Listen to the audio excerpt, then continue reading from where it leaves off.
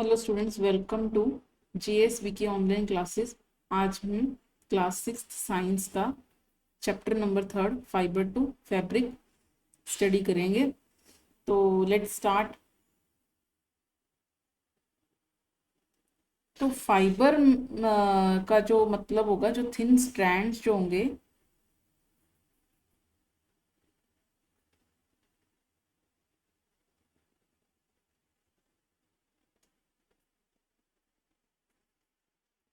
जो भी thin strands होते हैं, थिन स्ट्रैंड्स थ्रेड के,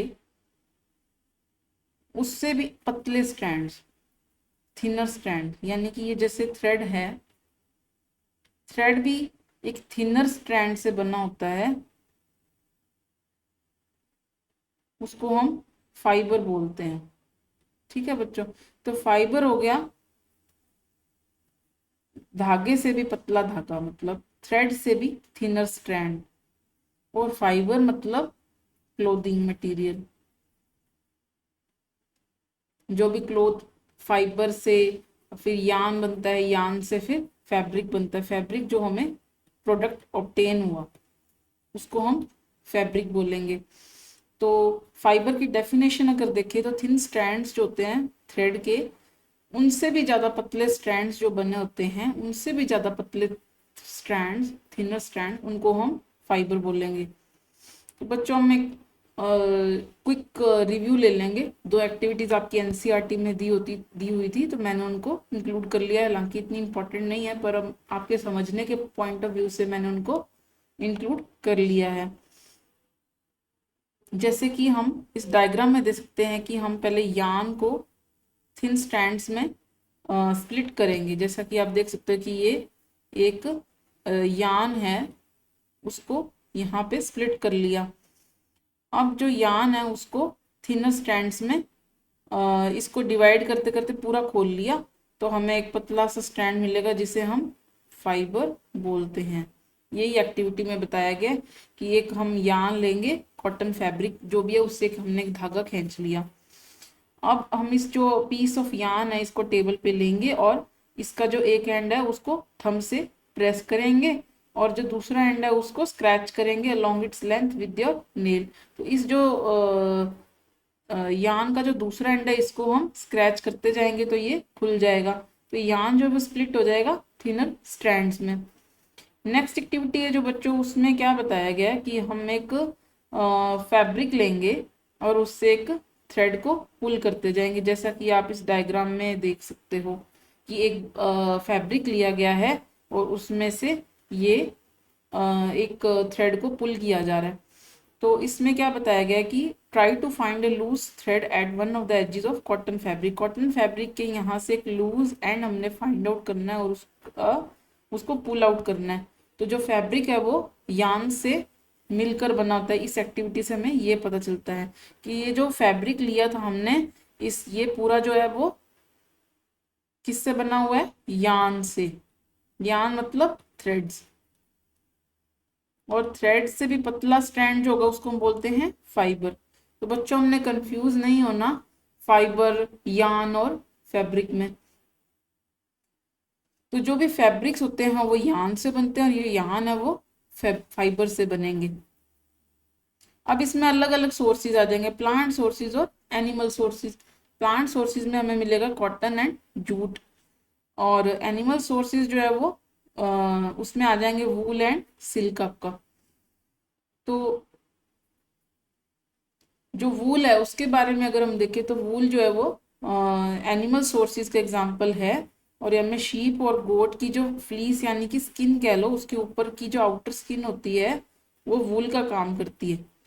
तो जो रैबिट्स के हेयर हो गए, या के कैमल्स के, तो ये सारा वूल का काम करेगा। ठीक है।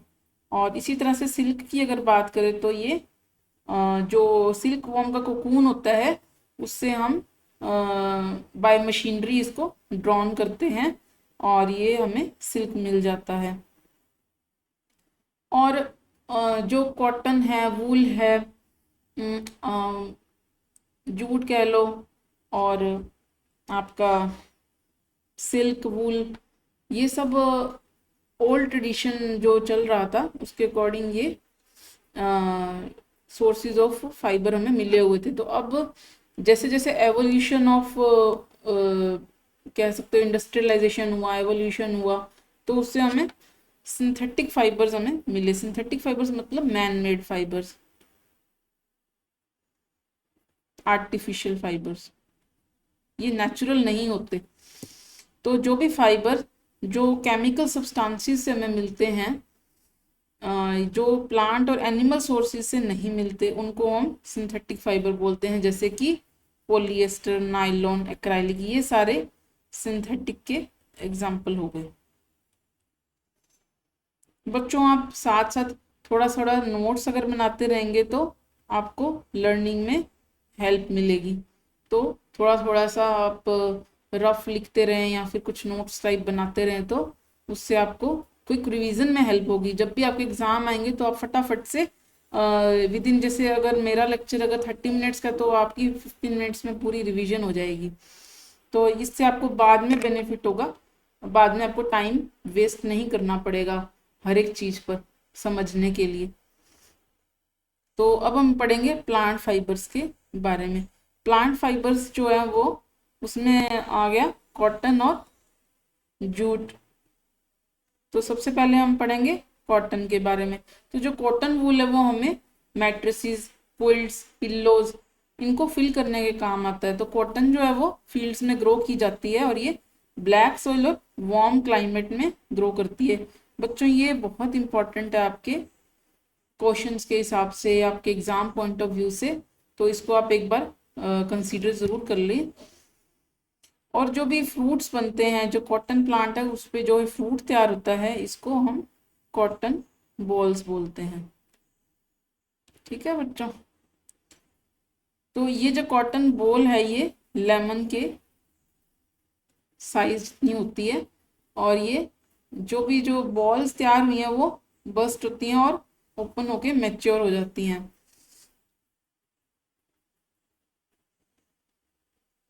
तो जो सीड्स होंगे वो भी हमें फील्ड में दिखते हैं कॉटन के साथ साथ। कॉटन बॉल्स होंगी, उसके अंदर सीड्स भी होंगे।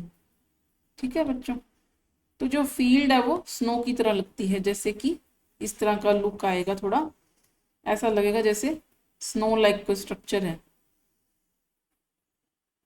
अब हम पढ़ेंगे गिनिंग ऑफ कॉटन के बारे में, यानी कि जो भी कॉटन हमें मिला उससे जो भी फील्ड में ग्रो हुआ, यानी कि कॉटन बॉल्स ग्रो हुए, तो उसके साथ हमें सीड्स भी मिलते हैं। उन सीड्स को और कॉटन बॉल्स को हम सेपरेट करते हैं कॉम्बिंग से।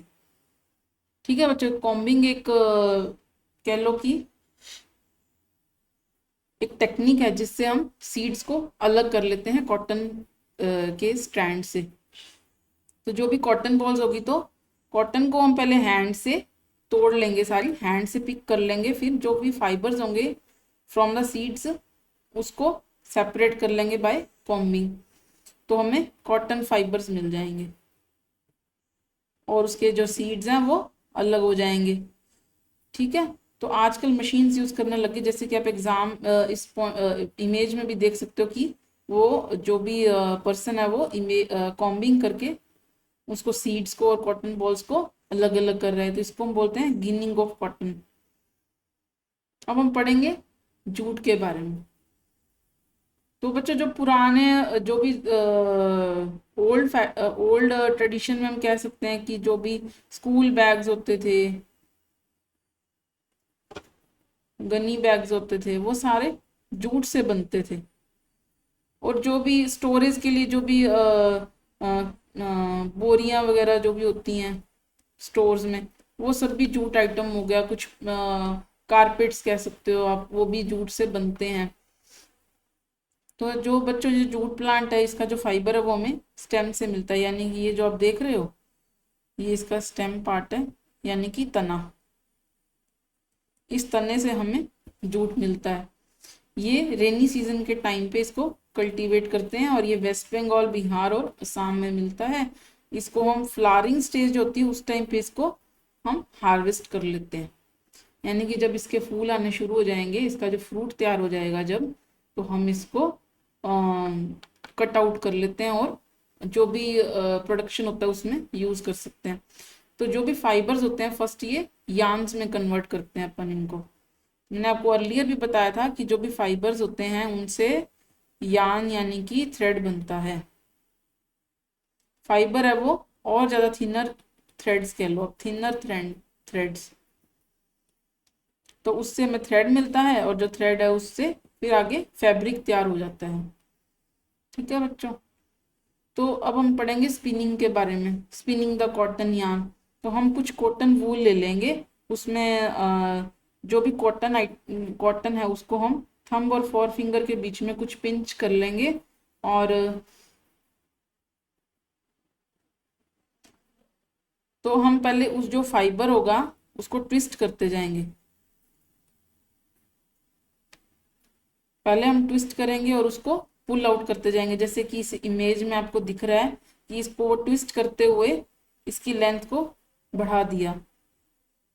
तो ये जो फाइबर से यार्न बना है इसको हम स्पिनिंग बोलते हैं। ठीक है बच्चों, क्लियर। अब जो स्पिनिंग है उसमें पहले तकली, यानी कि ये देख सकते हो टकली एंड चरखा। चरखा महात्मा गांधी जी ने पॉपुलराइज किया था बच्चों, ये बहुत आप लोगों ने पहले भी काफी बार सुना होगा कि महात्मा गांधी जी ने हमें चरखा दिया है और उन्होंने बाकी लोगों को भी बहुत एनकरेज किया है कि वो होमस्पन यार्न का यूज करें क्लॉथ मेकिंग में, जैसे कि अर्लियर टाइम्स में खादी तैयार होता था। तो इसको खादी को प्रमोट करने के लिए गवर्नमेंट ऑफ इंडिया ने khadi and village industries commission एक ऑर्गेनाइजेशन बनाई थी इन 1956। ठीक है बच्चों, अब जो थ्रेड तैयार हुआ यानी कि यार्न, उससे फैब्रिक अगर हमें बनाना है तो उसके लिए दो प्रोसेस होते हैं, वीविंग एंड निटिंग। तो वीविंग के बारे में अगर हम पढ़ेंगे तो process of arranging two sets of yarn together to make fabric. तो यार्न अब थ्रेड्स है, जैसे ये थ्रेड का सेट ये हो गया और दूसरा सेट ये हो गया, इन दोनों सेट्स को जब हम टुगेदर यूज करेंगे तो हमें फैब्रिक मिलेगा। तो वीविंग ऑफ फैब्रिक जो है वो लूम्स पे करनी पड़ती है। ये इधर पहले या तो हैंड ऑपरेटेड और पावर ऑपरेटेड होते थे, जैसे कि इसमें भी आप देख सकते हो कि दो सेट जो भी यार्न्स के अगर लेके हम फैब्रिक तैयार कर सकते हैं, इसको हम बोलते हैं वीविंग। ऐसे ही निटिंग का प्रोसेस, निटिंग में क्या रहेगा, ये सिंगल यार्न को हम फैब्रिक बनाने में यूज करते हैं। तो बच्चों वीविंग में हमें double set of yarn use करना पड़ता है और निटिंग में सिंगल सेट। तो ये इनका मेजर डिफरेंस हो गया, जिससे आपको लर्न करने में हेल्प मिलेगी। तो सिंगल यार्न को हम पुल आउट करते हैं continuously as the fibres get unravelled. तो जब तक वो तैयार नहीं हो जाता फैब्रिक तब तक उसको सिंगल यार्न को पुल किया जाता है। जैसे कि सॉक्स एंड क्लोथिंग आइटम जो हैंड्स और मशीन से, जैसे कि आप इसे इमेज में भी देख सकते हो कि सिंगल जो यार्न है इससे फैब्रिक तैयार हो रहा है, जिसे वो पहले हमारी मदर्स यूज करती थी, निटिंग घर पे करते थे, स्वेटर्स और सॉक्स ये सब घर पे बनता था। तब तब ये निटिंग का बहुत था। आज भी हम कह सकते एक्सटेंड तो नहीं हुआ है, अभी भी कुछ लोग इसको कर रहे हैं, अभी भी निटिंग यूज करते हैं, स्वेटर्स वगैरह बच्चों की जो बनती है उसमें यूज होता है। अब हम बच्चों क्विक फटाफट क्वेश्चन आंसर्स देख लेंगे जो आपकी एक्सरसाइज के हैं, एक्सरसाइज कर लेंगे हम फटाफट। तो सबसे पहले हम क्या करेंगे, फाइबर्स को नेचुरल और सिंथेटिक में अलग अलग देख लेते हैं कि अब हमें क्लासीफाई करना है कि जैसे नायलॉन, वूल, कॉटन, सिल्क, पॉलिएस्टर, जूट, ये नेचुरल है कि सिंथेटिक है।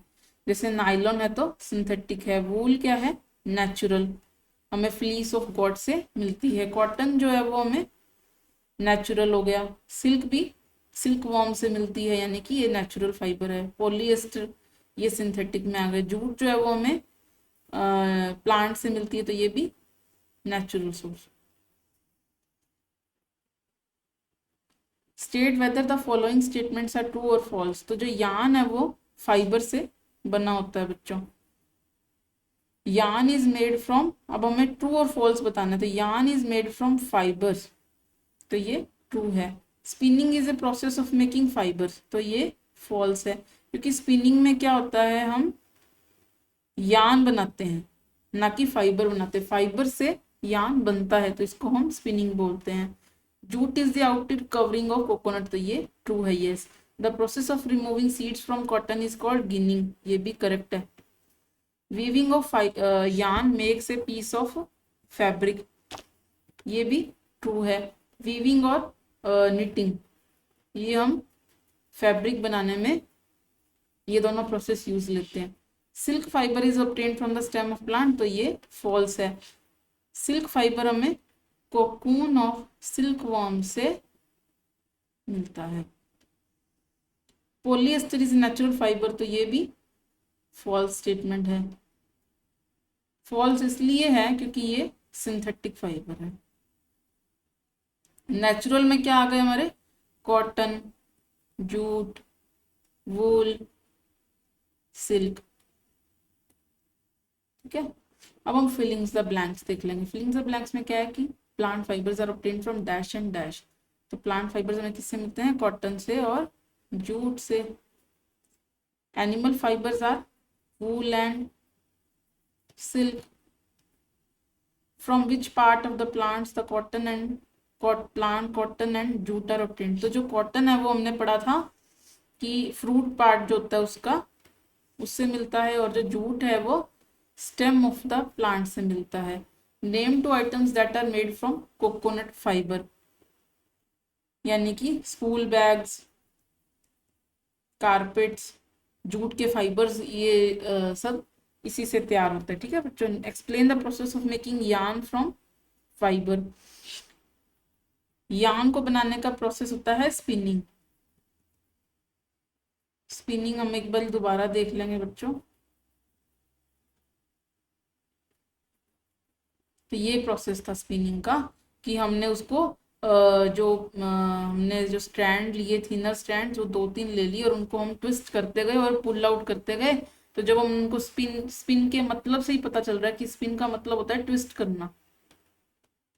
तो जब हम उसको ट्विस्ट करते गए तो हमें यार्न मिल गया। तो ये दो तरह से पहले हम ऑब्टेन करते थे, टकली एंड चरखा से। तो ये आपका चैप्टर नंबर 3 कंप्लीट हो गया बच्चों। ठीक है, आपके जो भी डाउट्स हैं वो आप कमेंट सेक्शन में मुझे बता सकते हो, तो मैं ट्राई करूँगी आपके डाउट्स को सॉल्व करने की। ठीक है बच्चों, हम नेक्स्ट क्लास में मिलते हैं। चैप्टर नंबर 4 करेंगे साइंस का। Okay, good luck.